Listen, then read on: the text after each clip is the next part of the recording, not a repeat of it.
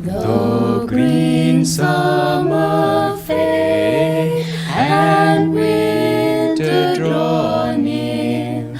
My Lord, in your presence I live without fear.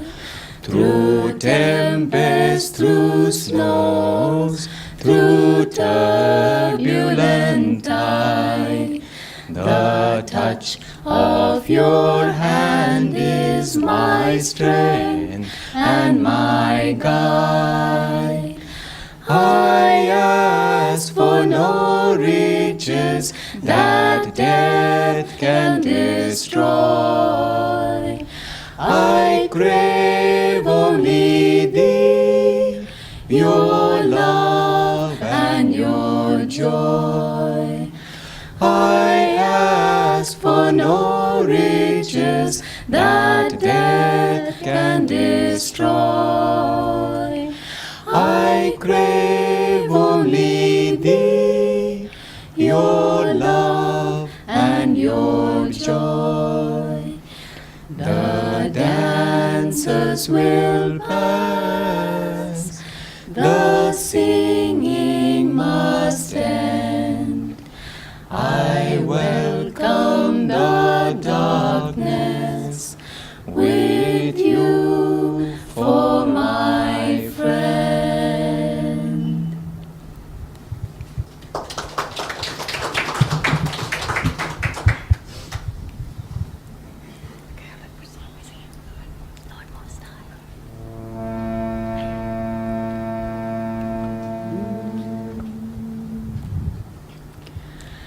Lord Most High, our Heavenly Father, all our lives we dedicate to Thee.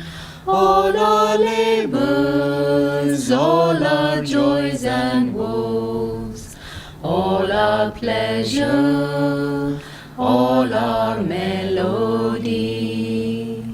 Make us each a channel of Thy peace.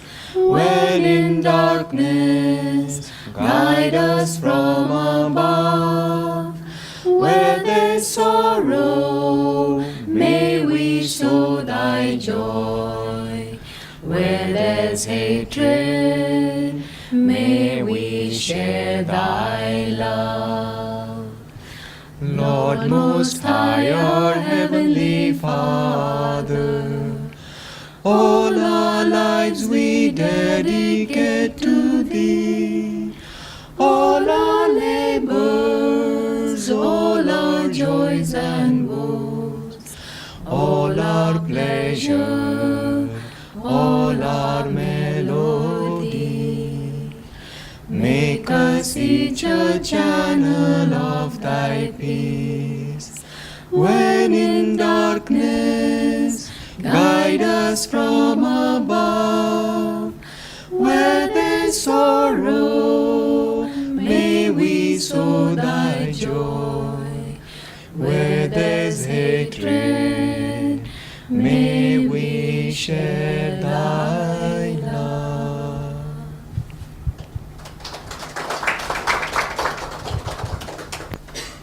That last song was inspired by Saint Francis.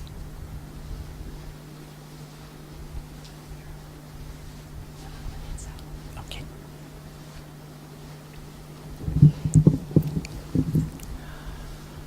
Good morning, everyone. Again, on this wonderful day, a day when we remember our Swamijis, I'll just try to share a few words. Master said that he had in his lessons and everywhere were given 100 ways. He said there are 100 things I'm telling you. Even if you do like a handful of them, you can find salvation, find liberation. And Swami, in his attempt to bring that 100 options in what he has made them even multifold. No, that very, very different ways he has basically offered us. And not only he just kind of gave it in like a philosophy, like the way we were singing these songs, but he exemplified this, and that's what we were trying to pray today, no? Trying to follow his example. And that's what also he wanted us to remember him as, like more of a role model or guide. And that's what we offered our respects to him also in this prayer. So just a few things, one particular thing I want to share today. I was reading an article by Swami Asha, who was his assistant for quite some time in early part of her life. So she had an opportunity to go and then talk to him a lot more. And we also know, if you go to the boutique, that Swamiji had written lots of books, 140 books, and then many pieces of music. So he was very meticulous with words. Now one could understand that he was meticulous with words, and he called himself, like Master also asked him to edit a big portion of his work. So of course he was meticulous with word. Well, of course, and you can also anticipate he expecting you to be meticulous when he is, if let's say he offers you to read one of his books and says like, what do you think about it? But so many of the times when he was used to talk with Asha, then he would stop her and correct her expressions. And this is like a general one-on-one conversation. And Asha is American, so she has a good command over English, but few things that he will say, no, stop. And then he will correct her. And this also, he took it to the extent where they were having an interview, a radio interview. And the radio host thought that it would be a good idea to have one of his students also to be part of that interview. So Ashaji was also there. And while the interview was going on, again Ashaji made some mistake, an English grammatical mistake. And he stopped and he said, he corrected her.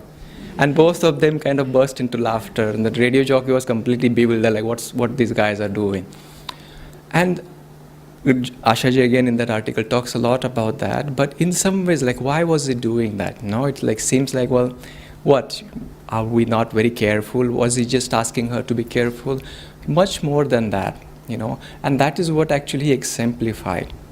When we look at Swamiji, he was always like, if some of you have an experience with Swamiji, like seeing him in action, or even if you saw some of his videos, he always has so much energy to give. Now, I didn't see him while he was very young. No, I was in Pune community when I first saw him at length, and he was 86 years old. Now, we have seen 86-year-old bodies, and his body was one of those 86 years old. He would require like 2 assistants to bring that body to the chair.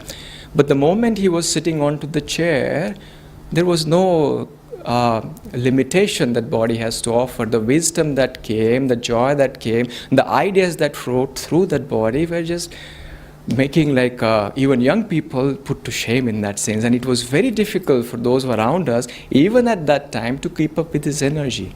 But those who tried, even to a certain extent, they felt that, okay, what he was trying to do. It's just that both Master and Swami again emphasize a lot on this is an age of energy, where we have the capacity to understand that, pour it, and then experience that. And that's what he wanted us to do all the time. And even in that small, tiny example of what correcting that Asha about her grammatical error in English, is like, don't just take life for granted. Taking like, oh, this is not a big deal. Everything is a big deal. Everything is a big deal. And how does that make? If you see in our lives, we don't really do some very, very high things all the time. But he says, like, make it an attitude. There's a beautiful song that he wrote, and then there's a portion that I'll talk about in that song, where he says, like, wind on a hill sounds lonely if you're sad, free if you're free, cheerful if you're glad. See, when we wind, there is nothing. It's natural phenomenon. Wind is not going to change based on our mood, but how we look at that wind will dramatically change based on how we are feeling inside. It can make you feel very free. It can remind you of the joy. It can remind you of the nature's caress, which is always there. Or you can just ignore it as a indifferent thing or everyday phenomenon. And that's what he wanted. He says, like, if you meet that kind of phenomenon, nature, and every day, even the mundane activity, so-called worldly mundane activity, with that high energy, you get the potential to feel that touch even in that moment. A chant that we sang this morning, again something that Swami Kriyananda wrote, like, rest in God, live in God. We talk about God as Satchidananda. Both of them, Master and Swami, didn't want that Satchidananda to be in that meditation I felt that glimpses. Phenomenon is something which always fleeting. It always fades away. They didn't want it for us. And that's what Swami exemplified. If you see his videos, and even videos, I say videos now because we don't have him in the body. While he was giving the satsang, there was no sensation of any kind of a pain or discouragement in terms of his bodily structure. Just that pure understanding of if there is a bliss in action, what it could be. And he said that is not something like I have achieved, but it could be if you just follow what I do. And that's what he exemplified for all of us. Rest in God, live in God, in His light, in His love, in His joy, in all the aspects of God. Thank you.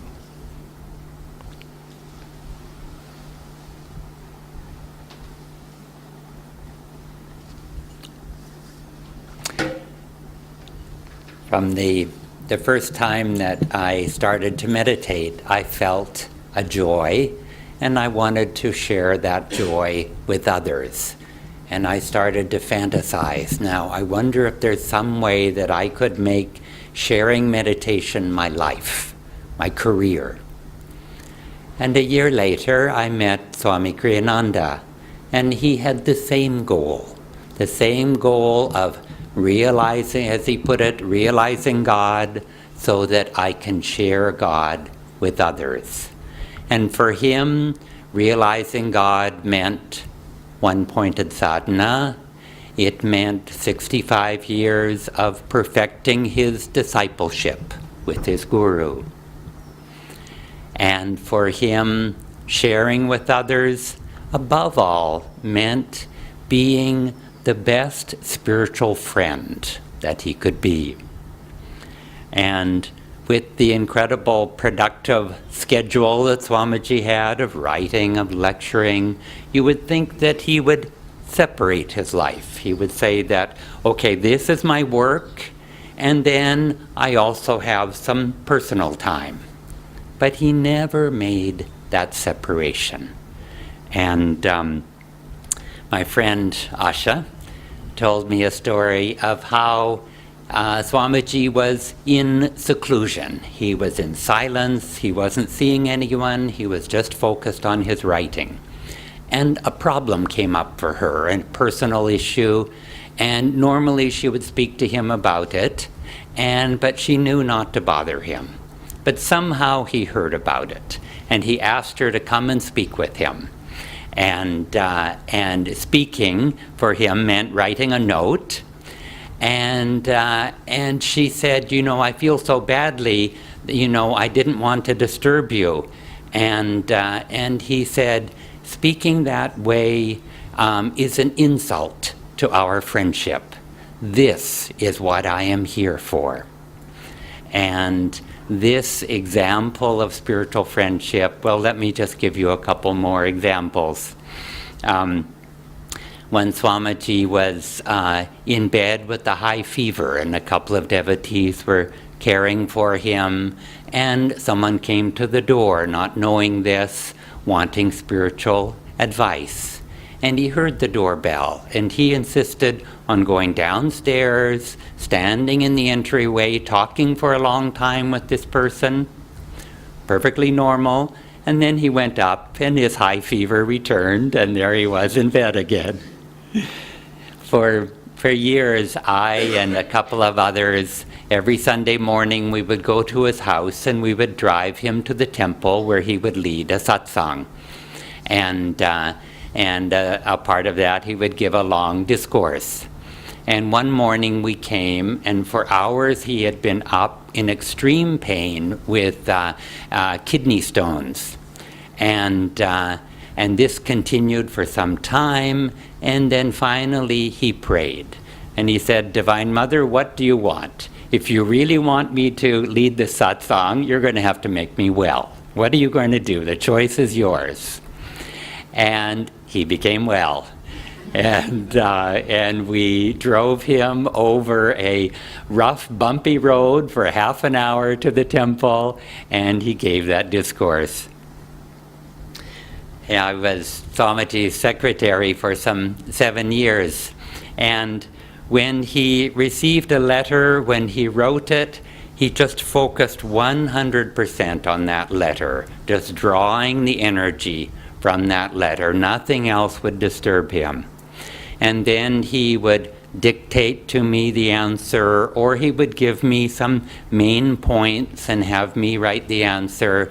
But then when he read his reply before he signed it, he just focused exactly the same way with his full attention. And if I had expressed in the letter anything that wasn't just the way that he would have expressed himself, he would have me do it again. Or if I didn't give enough attention to the letter. And he was showing me above all to focus, to tune in to that person, to their particular needs, and try to pray for them and answer their needs in just the way that he would. I met Swamiji when he was 40. I was with Swami he was about 45 when I met him. I was with him for about 42 years. And people sometimes ask, well, when he was young like that, he must have been very different. How has he changed? And, he must have taught different things. And essentially, there was no change.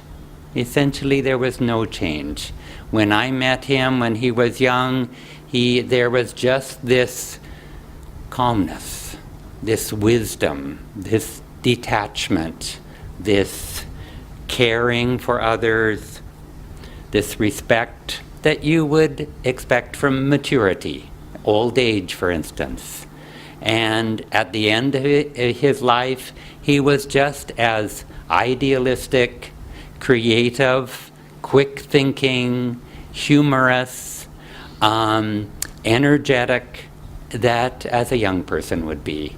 And this sense of eternal youth, of timeless wisdom, this is a gift that is really also the fruits of an inner life. And this is the goal for all of us to follow. Thank you.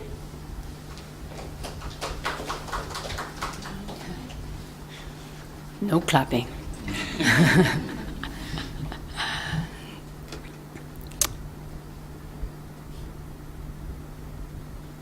Swamiji has given us all such a gift. His life was an incredible gift to me, I know, but anybody who knew Swamiji and anybody who is at all associated with Ananda anywhere around the world, and almost anybody associated with Yogananda, Swamiji is an incredible gift. And I say is because his inspiration, his guidance, his wisdom, his vibration continues to inspire us all day long, every day. As we have said, Swamiji made it a point to never let people call him the guru. He only wanted to be known as a good disciple. And what he did as being such an incredible example of a disciple to all of us is that in so many different ways he took, our line of gurus, Sanatan Dharma, but the wisdom and the energy and the consciousness behind those truths and made them so practical for all of us. That's also what Yogananda did, going to the West. The Westerners weren't going to be listening to some ritual or doing some ancient Hindu rituals. What they were going to do was say, give me something I can try right now, and if it works, I'll keep doing it. And that's what he did. Yogananda made universal teachings, deep teachings of Sanatana Dharma, so practical that anybody could try it and see the results. And so Yogananda gave so many teachings that Swamiji was able to make us understand on so many different levels how to apply it in every aspect of our lives. And he allowed the consciousness of the great ones to enter our lives and also to expand all over the world in so many different areas. And when you think of, the light that shines in this world, the Master's light is a light that can shine out into infinity. And Swamiji continued to carry that light on. and gave it to all of us. Gave it to his students, certainly gave it to Keshava starting back in 1972 and Jyotish and Devi in 1969. But then that light just continues. It's like a candle. We keep lighting candles for each other. And suddenly we're all holding that light. And the Master's light is infinite. And Swamiji's light now, of course, is infinite. And our light, we're holding that candle up.